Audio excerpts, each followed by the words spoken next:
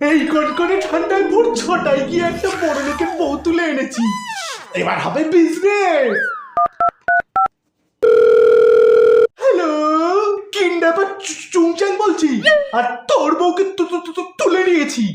তুই তুলে নিয়েছিস? আমার বউ তো লোক দেখলে তাদের গায়ের উপর ঝাঁপিয়ে পড়ে। কি বলছিস কি তুই? গতকাল তো দেখি আমার বউ দুধওয়ালার কোলে বসে কলা খাচ্ছিল। তোকে চুমু টুমু দিয়েছে কিনা বল। আরে আমি তোর বউকে নিয়ে পালাইনি, তোর বউকে আমি কিডন্যাপ করেছি। কিডন্যাপ। তাহলে কি হবে এখন? তুই যদি চাস তোর ছোট্ট ছোট্ট বাচ্চাদের মাথার উপর একটা মাথা, তাহলে ৫ লাখ দে। তাহলে ওই বউকে তুই তোর মাথার উপর রাখ, তোর বাচ্চাদের জন্য একটা ছাতা কিনে দেবো। হারামখোর, তোর মাথা ঠিক আছে তো?